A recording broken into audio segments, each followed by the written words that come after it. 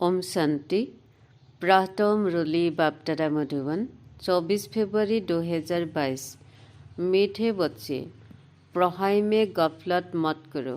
अविनाशी ज्ञान रत्नों से अविनाशी जुली भरते रहो। विनाशी धन के पीछे इस कमाई को छोड़ना नहीं। प्रश्न, जो बच्चे बाप के समान रहमदिल है उनकी निशानियाँ क्या होंगी? उत्तर, उन्हें ज्ञान का नशा चढ़ा हुआ होगा। वे ज्ञान रत्नों को स्वयं में धारण कर दूसरों को ज्ञान का इंजेक्शन लगाते रहेंगे।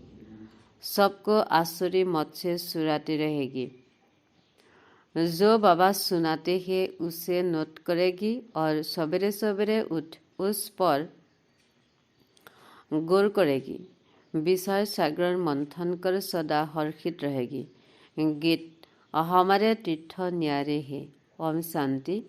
शिव की जयंती कब होती है व परमपिता परमात्मा शिव कब अवतरित होती है, यह भारतवासी नहीं जानते।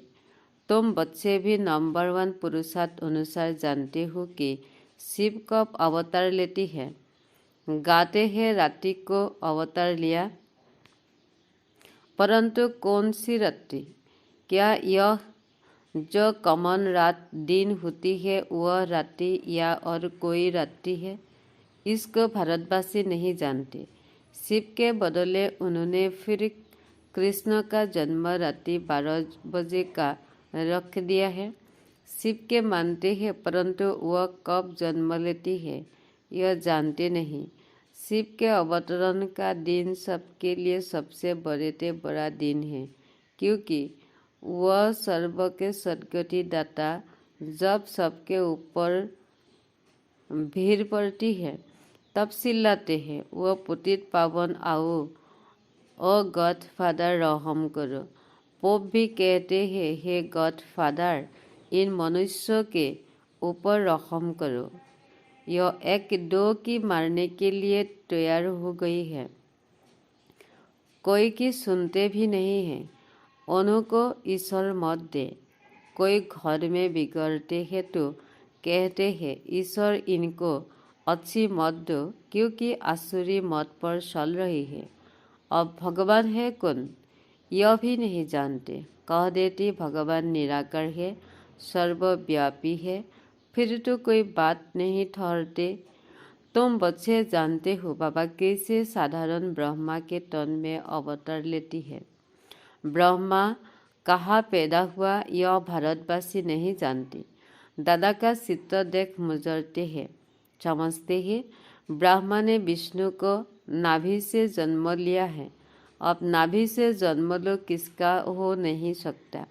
विष्णु कहाँ का रहने का है, किसी की बायोग्राफी को जानते ही नहीं। क्या ब्रह्मा द्वारा विष्णु ने सब वेदों का सार सुनाया? ब्रह्मा को हाथ में वेद दे दिया है, यह भी नहीं हो सकता। बाप समझाते हैं, एक तो बच्चों को देही अभिमानी होकर यहाँ बैठना है। हम आत्मा परमात्मा परमपिता से इन कानों द्वारा सुन रही है, परंतु बच्चे घड़ी घड़ी भूल जाती है। हम आत्माओं के साथ परमपिता परमात्मा वार्तालाप कर रही है, जो सबका सद्गति दाता ज्ञान का सागर है। वह वेद बच्चों को पढ़ाते हैं। यह सिवाय तुम्हारे किसी को बुद्धि में बैठना नहीं है, इसलिए इतना रिगार्ड नहीं रखती है। अगर निश्चय है कि भगवान पढ़ाते हैं तो यह पढ़ाई 1 सेकंड भी नहीं छोड़ सकते। यह पढ़ाई आधा पौना घंटा चलती है। बाबा कहते हैं, सिर्फ मुझे याद करो। यह एक बात कभी नहीं भूलो, वाकी तो है विस्तार। बाबा समझाते हैं, यह जो वेद शास्त्र पढ़ाना, दान पुण्य करना, यह तो जो भी करते आए हो यह भी ड्रामा बना हुआ है। आधा समय ज्ञान और आधा समय भक्ति। ब्रह्मा का दिन ब्रह्मा की रात, यह कॉमन दिन रात तो जानवर भी जानते हैं, परंतु यह ब्रह्मा का दिन रात तो बड़ी बड़ी विद्वान भी नहीं जानते। तुम बच्चों को गृहस्थ व्यवहार में रहते धांधा आदि करते पड़ना भी जरूर है। इसमें गफलत नहीं करनी चाहिए। बाबा जानते हैं फलाने गफलत करते हैं, रेगुलर पढ़ती नहीं तो नापास हो जाएगी व कम पद पाएगी, क्योंकि बिना ही धन के लोभी है। अविनाशी ज्ञान रत्नों का कदर नहीं है, यह तो तुम बच्चे ही जानते हो। साथ में यह अविनाशी रत्न ही चलेगी।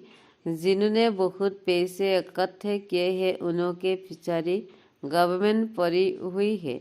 जैसे मनुष्य का मौत आता है तो पीले हो जाती है, वैसे गवर्नमेंट के ऑफिसर्स लेने के लिए आते हैं तो पीले हो जाती है।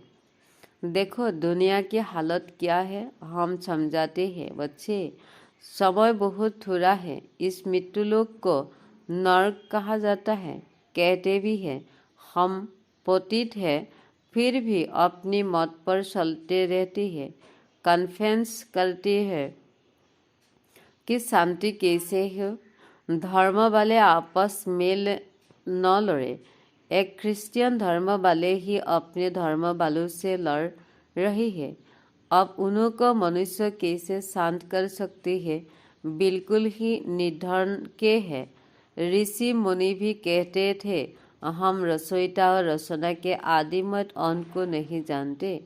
बाप कहते हैं तुम अपने धनी को नहीं जानते हो, मालिक को मानते हो तो जानना चाहिए ना। भगवान ईश्वर गॉड यह सब भिन्न भिन्न नाम रखते हैं, वास्तव में है तो फादर ना।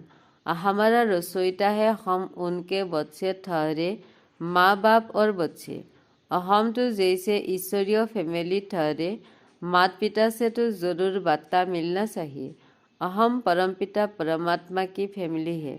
बाप को सर्वव्यापी कह दे तो फैमिली हो न सके। मालिक रसोता की हम फैमिली है। आज से 5000 वर्ष पहले भी बाप ने बरोबर वर्षा दिया था। न सिर्फ हमको परंतु सबको देती है। हमको जीवन मुक्ति का देती है, बाकी सबको मुक्ति का देते हैं। कितना सहज है, यह भी खुशी का पारा चढ़ना चाहिए। परंतु ओहो ममो माया, यहाँ से बाहर जाते हैं तो माया भुला देती है, बाप को ही भूल जाते हैं। अभी तुम बाप के बनी हो, तुम हो जानते ही हो। शिव बाबा ने भी ब्रह्मा द्वारा हमको एडॉप्ट किया है। ऐसे नहीं कि ब्रह्मा विष्णु की नाभि से निकला, यह चित्त रखना चाहिए। परंतु विष्णु की नाभि से इतना बड़ा ब्रह्मा कैसे निकलेगा। फिर ब्रह्मा वेद नॉलेज सुनाते हैं वेदों की। सो भी कहा क्या सूक्ष्म बर्तन में कुछ भी बुद्धि में नहीं बैठता। जिनको बाप से वर्षा लेना है वह तो यह सब बात समझते हैं, बाकी सब कह देते कि कल्पना है। अब बच्चे तो मानते हैं बरोबर बाबा सत्य सुनाते हैं, और तुम ब्राह्मणों को फिर जाकर सबको सच्ची गीता सुनानी है। सब एक जैसा नहीं समझा सकते। वह नंबर 1 राजधानी बन रही है, सब एक ऐसा पा न सके। धारणा कर फिर उस पर विचार सागर मंथन करना है। सुना नोट किया फिर वेद ख्याल करना चाहिए। आज बाबा ने क्या सुनाया, सवेरे उठकर गौर करना चाहिए। तुमको सब पर तरस पड़ना चाहिए। बाबा का फरमान है अपनी रचना स्त्री बच्चों को भी समझाओ। पुरुष रचना रचते हैं अपने सुख के लिए। यह बेहद का बाप सुख दुख नहीं भोगते। कहते हैं बच्चे के लिए सारी मेहनत करता हूँ, तो जब धारणा हो तब नशा सरे फिर किसी को इंजेक्शन लगा सके। बाबा मिसल रहमदिल बनना है। आसुरी मत से सबको सुनना है। कितनी भारी दुश्मनी है राम और रावण की। यह है रावण राज्य, वह है राम राज्य। मनुष्य तो कुछ नहीं जानते कि पावन कौन बनाते, पतित कौन बनाते। बाप कितना अच्छी रीति समझते हैं। समझाने के लिए ही यह चित्र बनाए हैं। वर्ल्ड की हिस्ट्री ज्योग्राफी बाप ही समझते हैं। इन चित्रों में बहुत अच्छा लिया हुआ। अब तुम बच्चे जानते हो, निराकार गॉडफादर सारे वर्ल्ड की रिलीजी प्रैक्टिकल हिस्ट्री ज्योग्राफी वेद सुनाते हैं। सुनते बहुत है परंतु समझते कुछ भी नहीं है। वास्तव में यह चित्त अंधों को आगे आना है। जार और ड्रामा वह तो बहुत क्लियर है। यह बाप ने समझकर बनाएगी है। इस समय सब अज्ञान नींद में सोई हुई है। तुम बच्चे रूहानी यात्रा पर ले जाती हो। रूहानी राही बनाने के लिए कितना ज्ञान देना पड़े, बुद्धि सच चाहिए। इस पुरानी दुनिया से एकदम उपराम। यह भी वंदर है, जहाँ अपना यह यादगार है वहाँ ही आकर बैठी है। वह जड़ है, यह चैतन्य है। बड़ा गुप्त राज्य है। जैसे हम गुप्त वैसे मंदिर यादगार भी गुप्त है। मंदिर बनाने वाला कुछ नहीं जानते। बाप मुझे तुम्हें सब बातें समझते हैं। प्रदर्शनी में अक्षर बहुत अच्छे होने चाहिए। तुम्हें समझाना भी बहुत अच्छी रीति चाहिए। आदमी आदमी को पहचानना भी चाहिए। बड़े बड़े आदमी आते हैं, कोई अच्छी रीति समझते हैं, कोई तो कह देते हैं अच्छा लगता है, परंतु फुर्सत कहाँ कोई कहते हैं कल से आकर समझेंगी। बाबा कह देते हैं तुम कभी नहीं आएगी, बड़ा मुश्किल है। तुम जानते हो हम देवता बन रही है, हम अपनी राजधानी स्थापन कर रही है, हम राज्य करेंगे, परंतु यह दिल दर्पण में देखना चाहिए। हम राजा रानी बनेगी या दास दासी बड़ा प्रजा।